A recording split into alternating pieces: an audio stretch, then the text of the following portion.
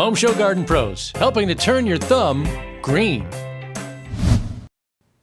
Well, hello out there. Here, I'm Dany Milliken with Home Show Garden Pros. We are a live radio show. Happens every single Saturday, 7 a.m. to 9 a.m. on Saturday, but on Sports Radio 610. So what we do is we dish out great gardening advice. We have this awesome rotation of gardening experts that comes in, answers your gardening questions. We always hit topics that are seasonal, appropriate, and happen right now. So a lot of the stuff happening right now is freeze recovery questions, which I know is a big deal. We're all worried. A lot of signs of hope out there, which is great. And a lot of signs of sadness too. I'm still monitoring my citrus with the rest of y'all, hoping we see some good stuff. So we got a lot of questions about recovery today. We're just gonna kind of dive in. But I do want to just spend some time talking about our awesome co-op members. They are these incredible mom and pop, amazing destination, beautiful garden centers all over the Houston area. Just really great folks. So Enchanted Forest and Enchanted Garden, southwest of town, right by Richmond, Texas. You got Nelson Nursery and Water Gardens there in Katy. Really Katy's one-stop gardening shop. Beautiful place. That's one of the, all three of those places are just great places to take the kids, go spend some time, whether into petting animals or feeding fish. There's something there for both you and your kids. Great plans for you, fun times for your kids. And also, you go just kind of going, ticking around the map there. Plants for all seasons up on 249, another beautiful spot, incredible plant selection. And, it's funny because every time I talk about plants for all seasons, they really do have plants for all seasons. They have a bunch of incredible, cold hardy, unique shrubs. And we forget shrubs in the landscape, but they are so key to a beautiful, beautiful landscape. And then lastly, the last garden pro that we'll lift up is, that's a pair in Kingwood, Warren Southern Gardens and Kingwood Garden Center, two incredible places up there. Just great spots. And, we really, we talk about a lot of stuff on the show, and a big thing we want to talk about is great products. And so we lift a lot of those places up on our website, homeshowgardenpros.com. Incredible website, tons of videos there. We answer a lot of questions there via video. There's also the Ask a Pro button, and that is the button that you hit to get your question into me. So via email, I'll answer them via email. We also have a very active and live Facebook group, which this is being shown live on Facebook. Obviously, if you're a YouTube watcher, you'll see it too there. But we're really trying to get gardening information into the hands of people who need it, or really in the brains, I guess, of people who need it, so they can go out and get in the garden, get down and dirty. And man, I saw a lot of great stuff happening in my veggie garden with the rain, a bunch of seeds coming up, plants really taking off from tomatoes to squashes to corn. Yeah, I'm growing that stuff, spinach, lettuce, carrots, that stuff also. Everything really popped up with that rain. So I was just happy to see it. I'm really bummed about citrus, really want to see those pop in. So what we do here is a lot of times we lift up a nonprofit or a gardening group. So like Garden Club of Houston, Urban Harvest, these are great Houston, Harris County Master Gardeners. These are groups where we really like to lift up, take care of, look out for. Just great people doing great stuff. And the group we're kind of lift up today is called OBA. I am the executive director also of OBA, so I'm here kind of serving two roles. Now, I won't do that thing where I'm like, so, Dany, what do you think? And then answer, oh, Dany, I think this. We're not doing that. I'm just going to be me answering your gardening questions. So we gleaned from the Facebook page and our email questions. And, obviously, if I'm reading them, we don't have pictures involved. And, my best thing is to see some of your pictures and more than one. We'll get a conversation going via email. Again, our great website, homeshowgardenpros.com. All right, here we go. We're going to jump into some questions. Here we go. Question number 1. This one's pretty long from Willie. So, our tree and garden plants are from the builder and were planted about 1.5 years ago. We don't seem to be getting growth anywhere. I believe the tree is a live oak, and I'm not sure what the two types of plants are. They're ligustrums. I saw the picture. We were hoping for suggestions on how to best care for the tree and plants, including watering, fertilizer, use of dirt and mulch, and trimming. I know it's a very broad question, but any advice would be appreciated. So for the sake of this kind of live gardening show, Home Show Garden Pros, I'm a company man, and we really are going to focus on that soil health. So any new building, especially if it's in a new development, you're always going to be pretty questionable about the soil quality because they're filling that stuff up. They have a lot of space to fill. They got to raise your house up so it drains pretty well. So the big thing that you want to do in any of those settings, and Willie, I've seen this situation where you get the plants in and they're just not growing.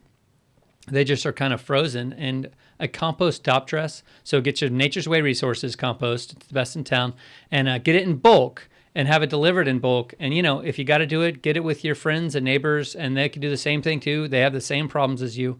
And you compost top dress. That's where you spread excellent compost all over the landscape, about 1/4 of an inch thick or less, and you should get it everywhere. And what it's going to do, it's going to loosen up some of that compacted soil. It's going to add valuable nutrients. And also it's going to add that life that'll begin to till the soil on a microscopic level. The other thing that's really, really important is getting minerals in. Nature's Way's got a great thing called Remineralizer. And the last thing that you really want to do if you're kind of opening up a new development soil is a product called Humates Plus. Microlife makes it. It's a very easy to use granular. You kind of put it in your spreader and get it out there, and it will actually open up pores in the soil, allow you to kind of get carbon down there, nutrients down there. So that's 3 things you need to do. Our big problem is the compaction. That is a clay soil, fill dirt, no nutrients. But if you can just open up the soil, you'll get down to that living soil beneath there. And so any of you that are in new development neighborhoods, really key to get a soil first approach. So that is something that's really, really important to think about. Any setting you're in, soil matters, but those new developments really do have particularly bad soil. So compost top dress is your first step. I'm saying humates probably twice a year, doing them in February, again in October. That way you're really getting that soil open, receiving the other stuff you're putting in. So we are happy to answer any questions as they come in. I can't quite read this one over here. I'm going to give it a go. You guys will forgive me. I'm going to lean over. This is from Chad. Oh, okay. Gosh, that's small too. So small on both sides. Which one do I go? All right, Dany. So I composted my whole lawn in November, and right now I have nearly an entire lawn of dark green weeds with little yellow-white flowers. That sounds pretty. Just kidding. It sounds awful. Other lawns don't seem to have this weed. Is it because I did compost and the weeds like my lawn better than others? So St. Augustine, so that is something, Chad, that happens. Sorry, that font's a little small. Something that happens, Chad, is that that compost is nitrogen rich. So those bacterial bodies are full of nitrogen. Compost has tons, maybe even a ton well, that's not really the case. But anyway, we'll go with tons as a euphemism. Tons of bacteria. They're literally, as organisms go, the most nitrogen rich. Most of you know that nitrogen makes plants green. And so while our St. Augustine is dormant and we're putting nitrogen out there, this is why nobody wants you to fertilize early, is because it'll feed the weeds.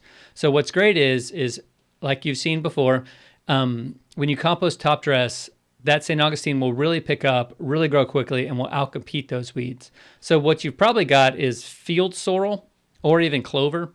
And a great thing to do is agrelon. Now, if it's everywhere in your lawn, I would just mow it. You've done the right thing by compost top dressing. Mow it, and then St. Augustine will come on. So just start pretending like it's not there, basically. You're going to be like, oh, no, I don't see it. I'm just going to mow. But if you just have little patches of it, agrelon is a great herbicide to get on there. It's natural. It will not hurt your soil, and you can start forward that way. So a lot of times people put a compost top dress down, and because it's got so much healthy, plant-usable, ready-to-go nitrogen, they see a little burst in the weeds, but that is the last burst of weeds you get.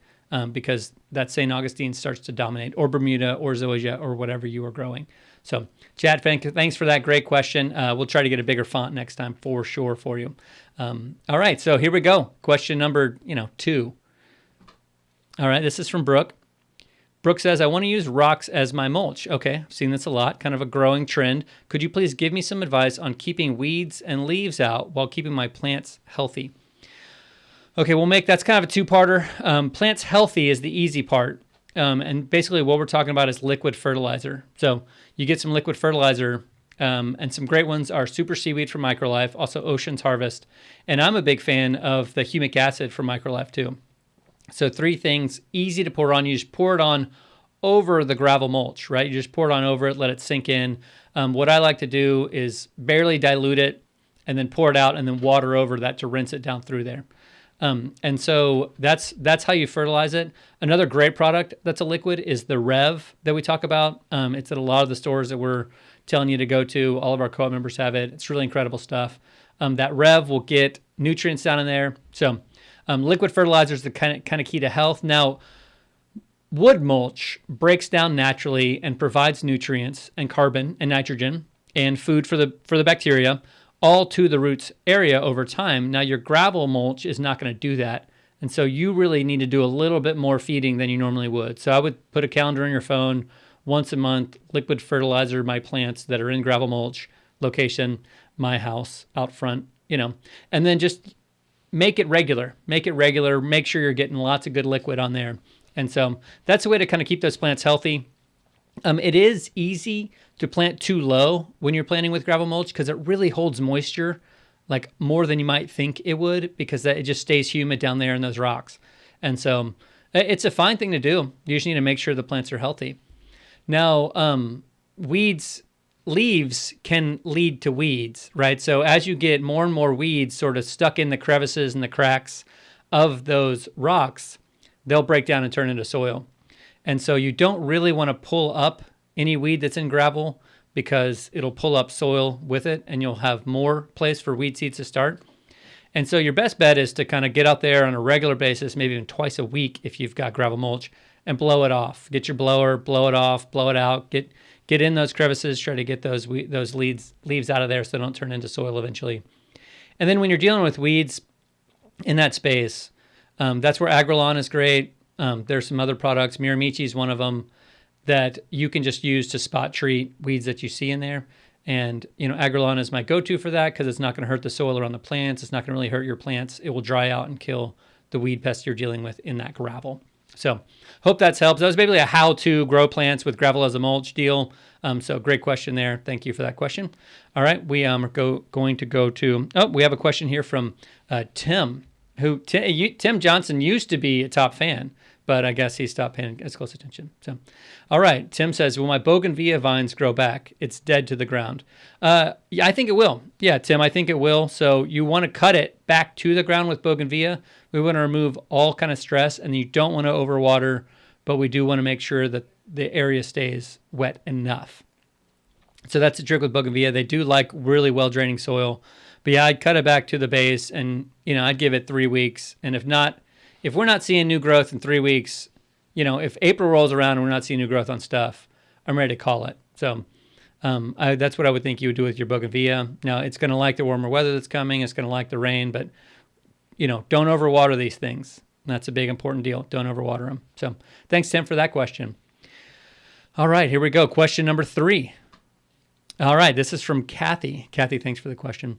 So, Kathy knows her weeds here. All right, weeds such as oxalis, dandelions, and chickweed are so prevalent in my garden beds. Is there anything besides Roundup I can use before planting my garden for spring to tackle these? Yeah. So oxalis is what we often called wood sorrel. It looks a lot like clover. It's got a purple flower or a yellow flower. So field sorrel, the purple one is called wood sorrel. And Agrolon knocks those out so quick.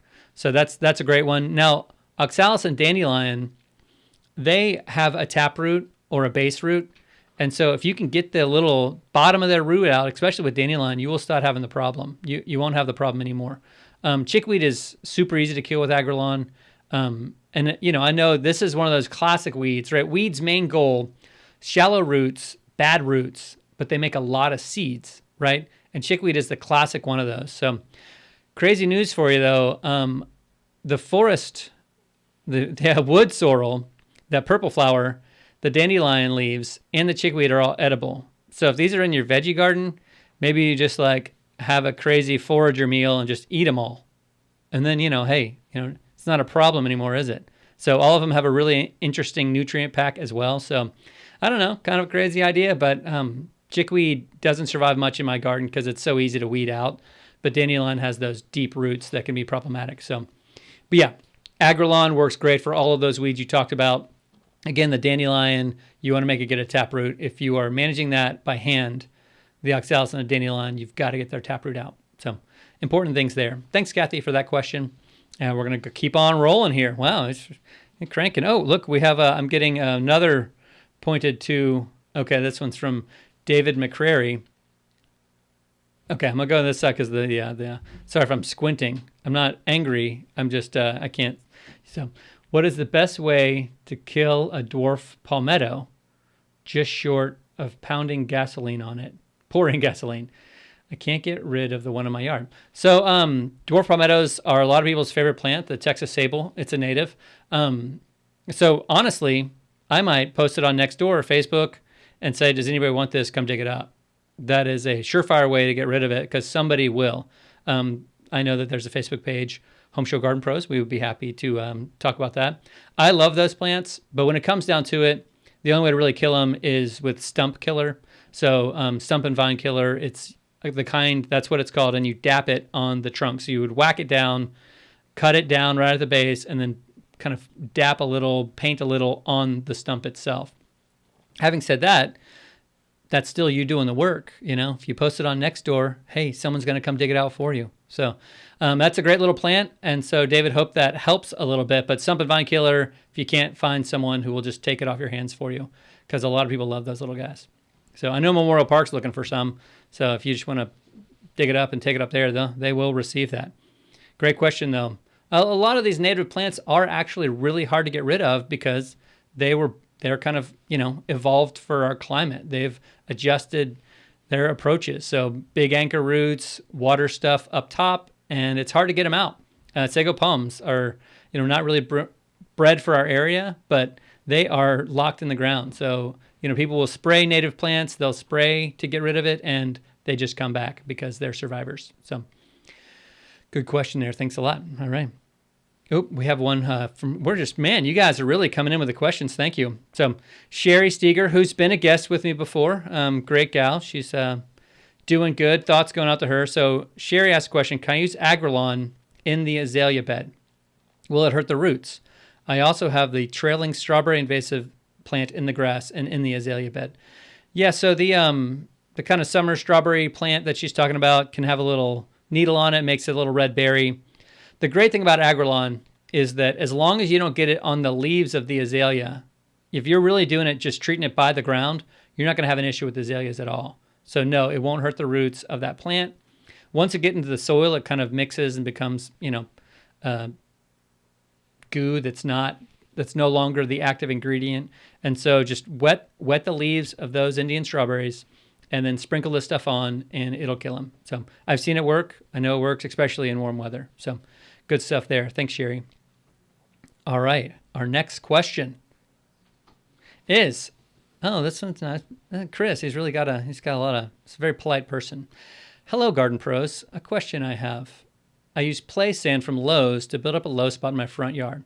Today I was listening to the show, I guess this is written Saturday, and sand is not the way to go for fixing lawns. It's not the way to go, if he's correct. So what should I apply to raise low spots? Today I'll be purchasing some Microlife Hybrid and Dakota Rev from Friendswood Hardware. Much appreciated, Chris. Okay, so the soil in Houston is always going to be shifting, right? It's always going to be kind of shifting and ebbing and flowing. And sand, if you got to do like a little low spot, is not too big of a deal. But if you're really dealing with a big thing, the best thing to do is to bring in some, I believe, bed soil. So if you want to go with bags, there's the Gardener's Magic from Landscaper's Pride, a really great product. It will green up the grass around it. That grass will grow back very quickly. But you really, that or compost is the only really thing you want to put in there that's going to mound up at all. And anything you're putting in there, it's going to sink down a little bit. So give it a little bevel. But anything from Landscaper's Pride, including their topsoil, would be worth doing because it's going to be great. You just want something that's more like soil than sand is. The sand is not going to encourage the grass to grow back through it, and then it can shift a lot more readily than the clay. So I'm not opposed to doing sand in small cases, especially if you're running out of space, but, do something that's also good for your grass, and sand's not really one of those. So a lot of times the cheapest sand you can get has a lot of weed seeds in it too, so you may wind up with the same exact problem Chad has, which we don't want that. Okay, here we go. Answering Perry's question. Perry says, yo, I bought the she's watching Hamilton a lot. They say yo a lot in that show, Hamilton. I bought the Agrelon crabgrass killer to hit those weeds you've been chatting about. However, it's a powder. Anything out there that could go further, perhaps in a spreader? So Agrelon is a powder, and when it's warm out, it works so great. It's definitely the way to go if you're trying to spot kill weeds. So, but there are other things like Mirimichi that work, and Mirimichi is Miri-M-I-C-H-I, a lot of I's. You can Google that or whatever. They do a fine job. If you're pushing your soil forward, in about a month here, your St. Augustine is going to outcompete any weeds you've got. So if you can focus on soil health and root health of that St. Augustine, you really won't have a weed problem. At that point, the big weed problem comes from overwatering. And so if you can imagine, if compaction is a problem, we're overwatering, that's compacting. Then we're putting down herbicide that's killing and compacting also. Agrelon doesn't do that. And so we've got this compounded problem that can happen when we really want to attack the weeds too intensely. So I would just say, if your weed problem isn't insane, then just let it be. So spot treat with Agrelon. I have gotten by with some very light treatments on that stuff, but there are some other good stuff that you can get. And Perry Liston, Agrelon does work in Bermuda. So Bermuda is very vigorous. It needs to be mowed a little bit lower than St. Augustine, but if you can kind of cut back on the water a little bit and water deeply, maybe once a week, you will get some real destruction from that Bermuda on any weed stuff. So hope that helps you out. So all right, here we go. I think we're at question number 5. We're going so fast, it's great. All right, here we go. Okay. Oh, look at that. This person doesn't like Bermuda. So Perry, you're a nemesis here. All right, 2 questions. How can you remove or minimize Bermuda grass growing in St. Augustine grass? Okay. Gotcha. I see the question.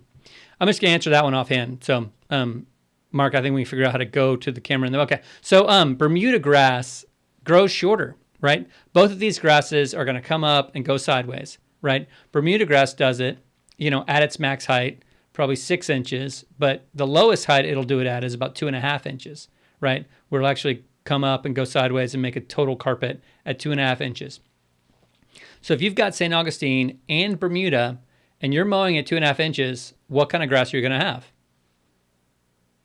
You can't answer. I can't hear you. You're going to have Bermuda grass, right? Because that's the height that it grows at. St. Augustine really is like 3.5, 4 inches. So if you're in a competition, but you like a shorter lawn, you've got to make a decision whether or not that you want the Bermuda grass or the St. Augustine. Now, St. Augustine is more herbicides work on St. Augustine to kill it. So if you're looking for a killer, it's going to be a lot easier to kill your St. Augustine. So I would avoid any kind of herbicide on that front because you really could threaten this lawn that you want. For this year, you're going to mow a little bit higher.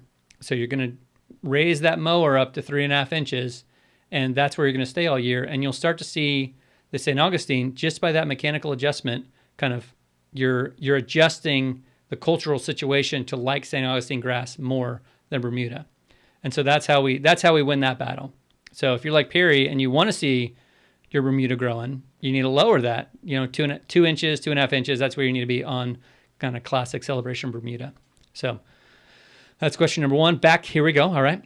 So Steve's second question, is there a compost in granular form that you can use it to apply with a broadcast spreader to St. Augustine yard? If so, is this in addition to fertilizer? So Steve, the easy answer there is no. There's not a compost that you can spread.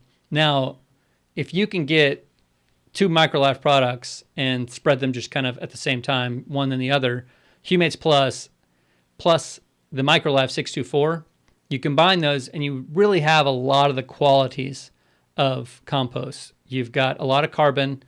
You've got humic acid that is really great for breaking up our clay soil, opening it up so roots can go deeper. You got nitrogen. You have quite a bit of the microbes that should be in the soil. And then you have tons of minerals. So Microlife's got something 50 to 70 minerals or something like that in it. 56 maybe what they have in there, but that's a lot. And so you've got a lot of the stuff that you need. Now, if you're doing that instead of a compost top dressing, you really want to do it pretty heavily, maybe like 1.5, what it says in the bag, just pretty heavily in place of a compost top dressing. That's going to be a lot easier to spread. Now, if you just, kind of do the math, it's going to add up a little bit more quickly, but you're going to get results that way. So those two combined really do a great job of mimicking what compost top dressing does, and it's highly spreadable. So Microlife can be found a ton of places. If you want to know the locations, you can go to our website, homeshowgardenpros.com. We've got a good little map there of what they've got. So, that was rapid fire. You guys, we are going to watch a great little video on freeze recovery for gingers. If you have more questions that you want to get answered, jump in there in the chat and let me know, and we will get to those after this video. So we're going to Joey out in Richmond, Texas. Hey, Joey. Variegated gingers are a popular plant in our Houston tropical landscapes. Now they all look like this right now, but don't worry, they should come back from all the way at the ground level. What you need to do is cut them back to the ground. There's not going to be anything left, but just some stalks. It may take a little bit for them to start coming back. Since they are tropical, the heat really stimulates their growth, so they won't kick it in gear probably until late March or even April. But I have pretty good confidence that they'll make it back. Put a little bit of mild organic fertilizer on them just to ease them back into spring mode. Don't overwater because they don't have a lot of foliage, so they're not going to be using a lot of water. If you overwater them, that'll make them rot and make the problems worse.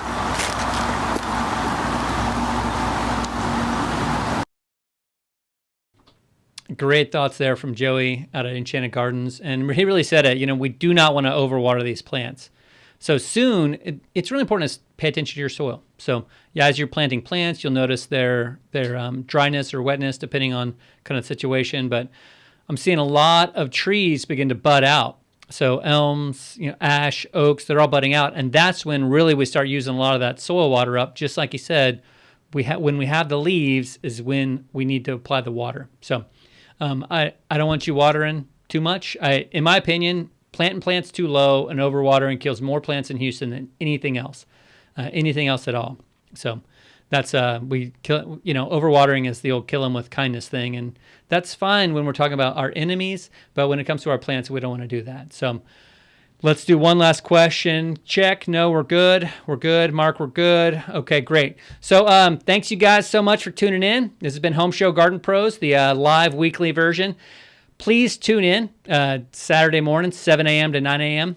We will be talking gardening with Bob Patterson from Southwest Fertilizer on Sports Radio 610. So look forward to it. And I do want to make a couple quick announcements before we leave here.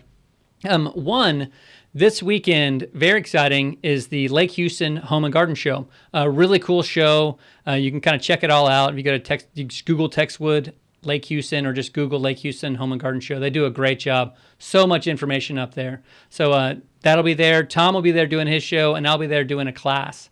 So that'll be a lot of fun. Speaking of classes, Oba's got a couple classes coming up. I'm teaching on beginner veggie gardening. So obaonline.org is the way to go. A lot of cool stuff to listen to.